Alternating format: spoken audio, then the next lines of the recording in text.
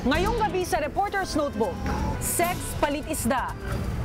At only in the Philippines, mga pangyayaring sa Pilipinas lang daw nagaganap tuwing eleksyon.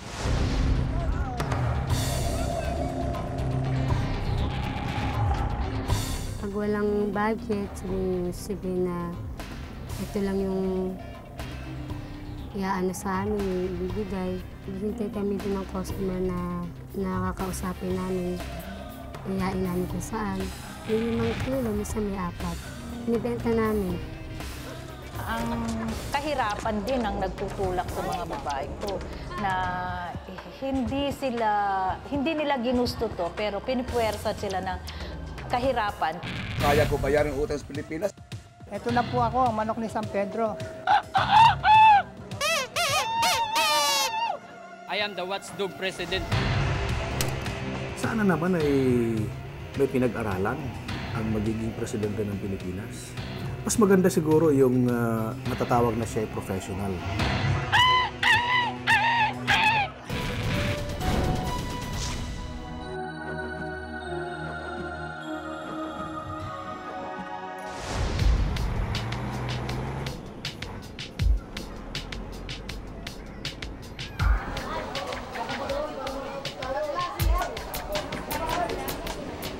Kilala ang Navotas bilang bagsakan ng iba't ibang klase ng isda.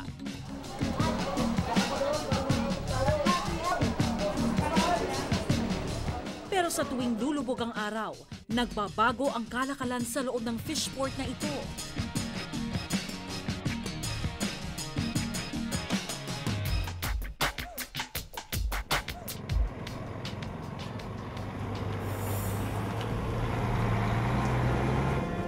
Dito nagaganap ang ibang uri ng bentahan, kung saan ang panandali ang pagbebenta ng aliw. Ilang kilo ng isda ang nagiging kapalit. Sex palit isda ang tawag nila rito.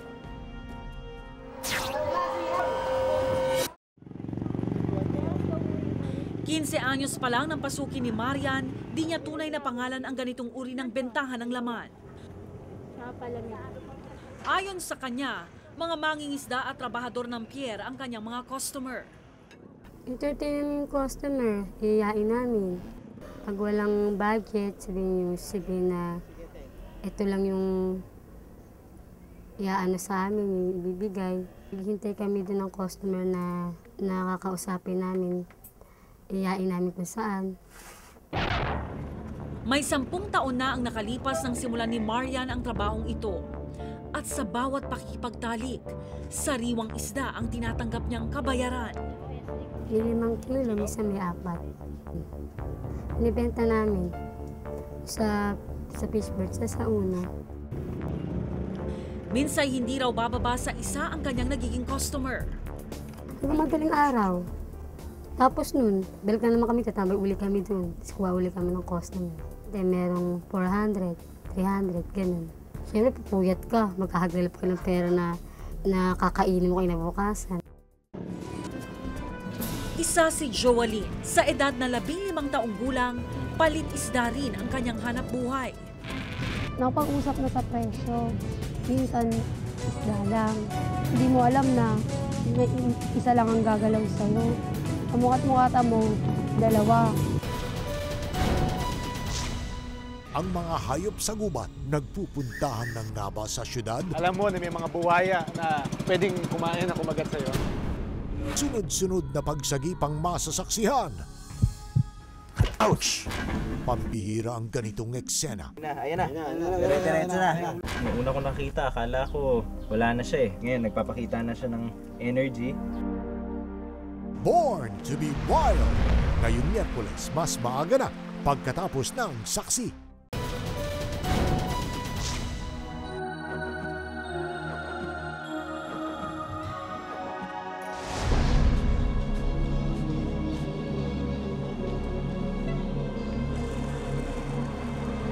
Talamak daw sa loob ng fishport ang ganitong uri ng trabaho sa tuwing sasapit ang dilim. Pulgaran kung alokin ng mga kababaihang ito ang sinumang kalalakihan dito. Walang pinipiling itsura o edad. Karamihan sa kanilang mga inaalok, mga mangingisda rin. Ang ganitong bentahan ng laman, hindi na nga raw sikreto sa mga taga rito.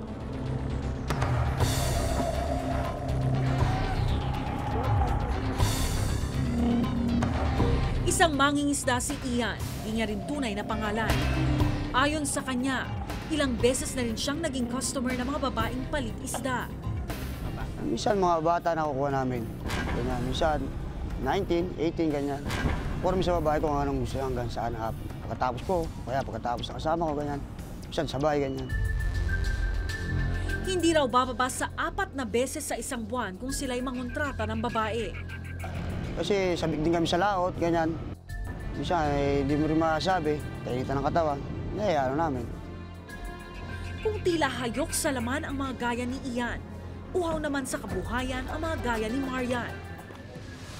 Ibinebenta ni Marian ang bawat kilo ng isdang natatanggap niya bilang kabayaran mula sa mga parokyano. Ang kanyang pinagbentahan, ito raw ang kanyang ikinabubuhay. Sa pinakahuling survey ng Social Weather Stations o SWS, lumabas na mahigit 50% ng mga Pilipino ang nagsabing sila'y mahirap. 40% naman ang nagsabing wala silang makain. Para sa Kaisa Ka, isang grupong nagsusulong ng mga karapatan ng mga kababaihan. Kung matutugunan lamang daw ang problema sa kahirapan, hindi hahantong sa ganitong eksena ang buhay ng ilang kababaihan. Ang kahirapan din ang nagtutulak sa mga babaeng to na hindi nila ginusto to pero pinipuwersa sila ng kahirapan.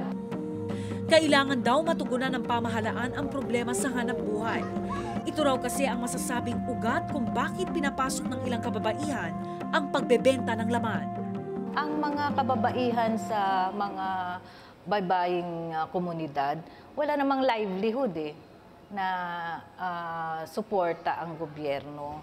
Kaya talagang yung mga talagang maraming anak, alam naman natin sa komunidad maraming anak, sila din yung talagang gagawa ng paraan para kahit man lang pagkain ng mga pamilya nila.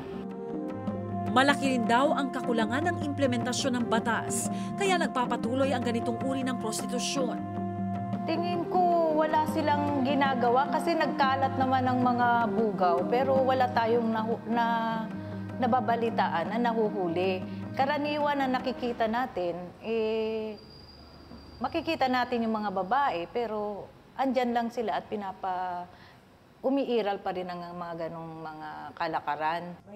Kaya hindi raw nakapagtataka kung nagpapatuloy ang pang-aabuso sa mga kababaihan.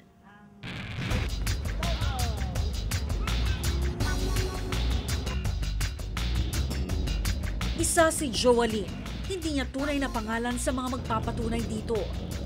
Sa edad na 15 taong gulang, palit isda rin ang kanyang hanap buhay. Pero bagamat ito ang kanyang trabaho, nakaranas na raw siyang ma-rape ng kanyang customer. Ang usapan, isang lalaki lang, di ba?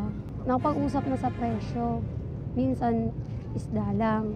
Siyempre, yung pagdating na nakainom ka na, hindi mo alam na may isa lang ang gagalaw sa'yo.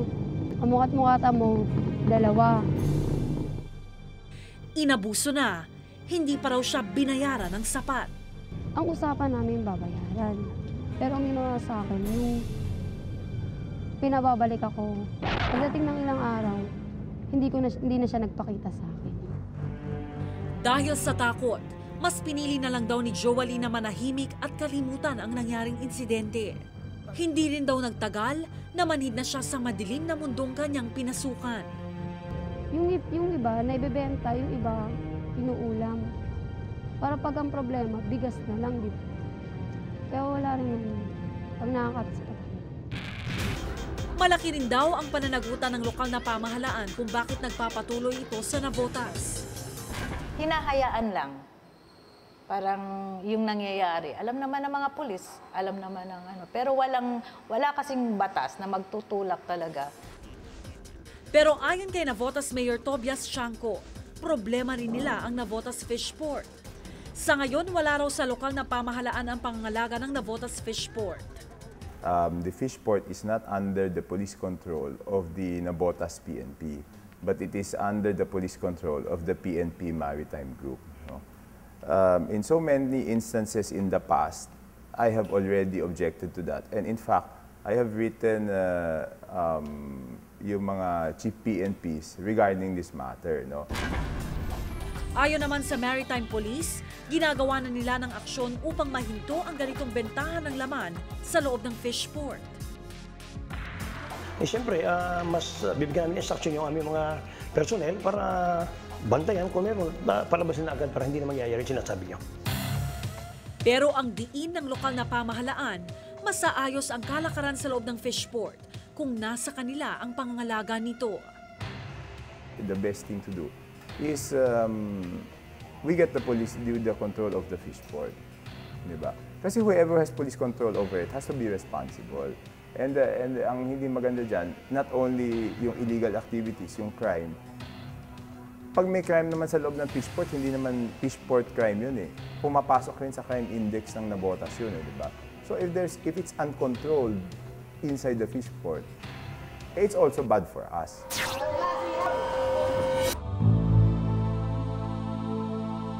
Ang lumalalang kahirapan at kawalan ng malinaw na solusyon ay malinaw na siyang nagiging dahilan ng pagkapit sa patalim ng ilang kababaihan. Lumang problema na dapat noon pa sana nalapatan ng tugon ng mga kinauukulan.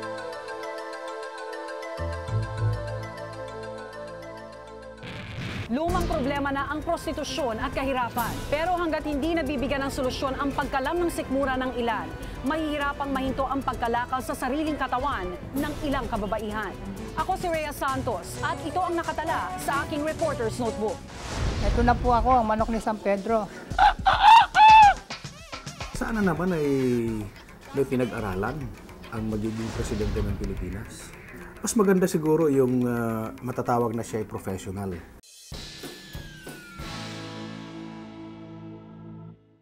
Saang presinto ka pupunta sa darating na eleksyon?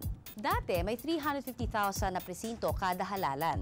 Pero dahil computerized na ang 2010 elections, magkakaroon ng tinatawag na clustered precincts. Pagsasama-samahin ang 5 hanggang 7 regular na polling precinct para pagsilbihan ng isang counting machine. Maaari pa rin hanapin ang inyong pangalan sa nakagawiang voters list. Ang mahalaga lang ay tingnan kung saang cluster kabilang ang iyong presinto. May 82,200 counting machines na inaasahang makukumpleto sa February 22. Nakasalalay ang fully automated election sa pagdating ng mga nasabing makina. Di lang yan ang kailangan nating usisain, kaya't abangan ang mga susunod pa nating leksyon sa eleksyon.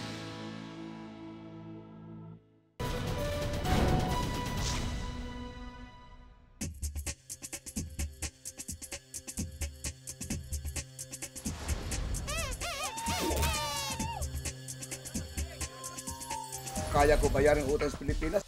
Ito na po ako, ang manok ni San Pedro.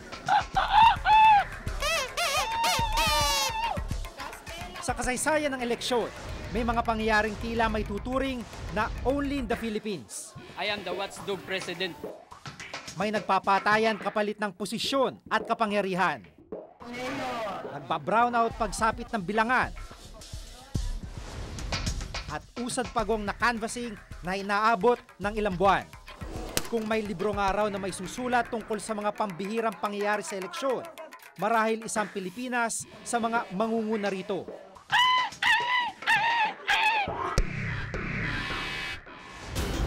Ngayong eleksyon, ang ilang eksena, first time sa ating kasaysayan.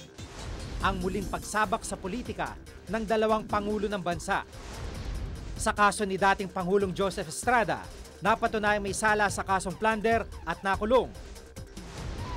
Pero ngayon muling tumatakbo sa pagkapangulo. Only in the Philippines ka nagkaroon ng isang sitwasyon na may isang convicted criminal, kung gusto na natin call spade a spade, that's him. Despite the fact na pinardon siya, on record na yan, na nagkakampanya and even proclaims to the whole world na babalik siya ng Malacanang.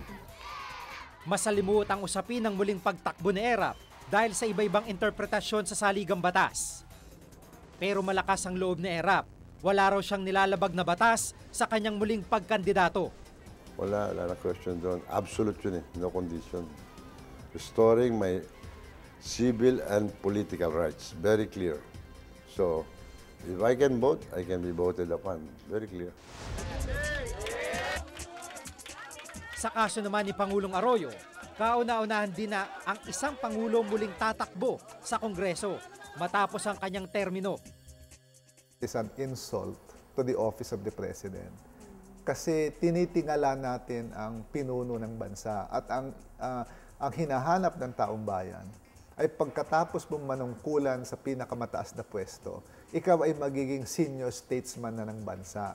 Tinanggap lang po naman niya ang clamor, no, o yung panawagan ng kanyang mga kababayan at kabalen sa 2nd District na katawanin sila sa darating na Kongreso. Tumugon lang po siya sa pangangailangan ito at siguro ito dapat natin bigyan ng karampatang paggalang. Ayon sa palasyo, kung tutuusin, nangyari na raw ito noon kaya't hindi na bago ang pangyayari sa politika. Kung titignan po natin ang kasaysayan, meron din naman mga president ito sa Amerika, halimbawa, pumalik po sa Kongreso si John Quincy Adams, no? Pagkatapos niyang manungkulan bilang ika-5 yata na Pangulo ng Estados Unidos. Kaya nga sabi ng iba, part ng isang mas malaking plano. So hindi yan plan to run, plan to win power. Maging ang nakakulong at may kaso, pinapayagang tumakbo. Si dating convicted rapist Romeo Losos, pinayagang tumakbo noong 1998 at nanalo bilang kongresista ng Zamboanga del Norte. Samantala, bagamat hindi pa natutuldukan ng kaso, sangkot si Senador Antonio Trillanes. Tulad ni Losos, nakapagsisilbi siya sa pwesto mula sa loob ng kulungan. Ang pangkaraniwang tingin ng taong bayan ay kung nakakulong ka ay meron kang pagkakasala sa lipunan at may pagkakasala ka sa bayan. Kaya ikaw ay hindi karapat-dapat manungkulan. Si Trillanes, mas matindi yung kanyang pagkapanalo dahil siya ang kauna-unang sundalong kumalaban sa pamahalaan na nakakulong, tumakbo at nanalo. Bagamat walang naniniwala na mananalo siya noon. Gusto rin nilang malaman kung naintindihan ng taong bayan yung kanilang pinaglalaban. Kung may simpatya ba yung taong bayan sa kanila at sa kanilang pinaglalaban. Kaya napag-usapan nila na kaya tumakbo itong Senador Trillanes. Ngayong eleksyon, naghain din ang kanilang kandidatura sina Colonel Danny Lim, Colonel Ariel Kerbin, at 4 pansundalong kinasuhan din ng rebelyon. Hayaan mo ba, the state already consider him as an enemy of the state. And yet, papayagan mo maging senador. He wanted to make a change here. And na-feel niya na kahit ang mga tao, gusto rin talaga ng pagbabago. Simple lang ang mga kwalifikasyon ng mga nagnanais tumakbo sa anumang pwesto. Sa ilalim ng saligang batas, maaring sumabak sa politika ang sino mang ipinanganak sa Pilipinas. Marunong bumasa at sumulat, nasa tamang edad at ilang taong naninirahan sa bansa, depende sa posisyong tinatakbuhan. Personal na pananaw ni Attorney Ferdinand Rafanan, legal head ng COMELEC, na maaari pa sanang gawing mas maigpit ang mga panuntunang ito. Sana naman ay may pinag-aralan ang magiging presidente ng Pilipinas. Mas maganda siguro yung matatawag na siya ay professional. Meron siyang naipasa na board exam. Hindi lang basta graduate ng college. Preferably lang, bakit naman ito ang naisip ko na isang qualification na may dagdag? Kasi ang presidente ng Pilipinas, leader siya ng lahat. Leader ka ng mangmang, leader ka ng magagaling, leader ka ng mga professionals. Paano mo sila i-lead at igalang ka nila at susundin ka kung mas magagaling pala sila sa iyo? Yung proposal nga na magkaroon ng college degree, that is stupid. Hindi ba? You're making an assumption if you don't have a college degree, you don't have intelligence, you don't have competence, you don't have character, you don't have maturity. Di ba? Marami pa, it raises too many questions that complicates unnecessarily yung ating choices. Sa bansa lamang din daw halos hindi nananaig ang diwa ng party system, kaya maraming politiko palipat-lipat ng partido. Kasi you're talking here of people changing parties as if they are changing clothes, no? Yung integrity of the party, like platform in program niya, makakame into question. Parang nangyayari, sa akin personal na tingin, parang kaartehan lang yun para masabing meron silang platform. Because you do not see it in what they actually do. Pagkatapos ng eleksyon, hindi pa rin daw natatapos sa mga pangyayaring tila dito lang sa bansa makikita. Ang mga kandidato ayaw tanggaping sila'y natatalo dahil naniniwala sila'y nadaya. Request authority to open the envelope.